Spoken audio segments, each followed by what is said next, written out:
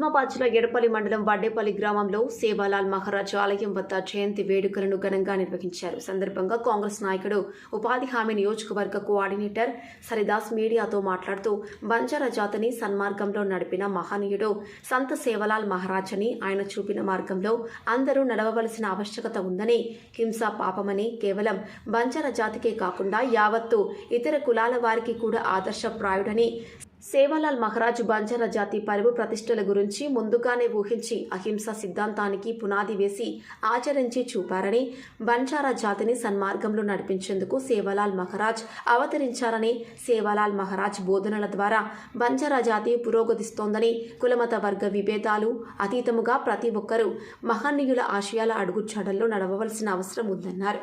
కార్యక్రమంలో ఎస్ఐ భూపల్లి విక్రమ్, మాజీ సర్పంచ్ కుర్రెల శ్రీధర్, సభాపతి రామచంద్ర, సభాపతి రాముడు, మాజీ ఉప సర్పంచ్ ఆంజనేయులు, గ్రామ పెద్దలు తదితరులు పాల్గొన్నారు.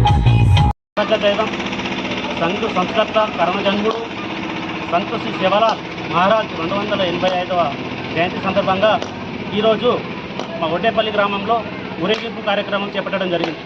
ఈ ఊరేగింపు కార్యక్రమంలో మా తండ నాయకులు, పెద్ద మనుషులు, మహిళా మనులు అత్యధిక సంఖ్యలో మంగళహారతులు తీసుకొని స్వాగతం పలకడం జరిగింది. మళ్ళీ అన్నదాన కార్యక్రమం కూడా నిర్వహించడం జరిగింది. అదేవిధంగా ఎప్పటికి కూడా మేము సంత సేవాలాల్ మహారాజ్ని ఘనంగా మేము బంజారా వాసులు బాగా ఘనంగా చేసుకుంటాము.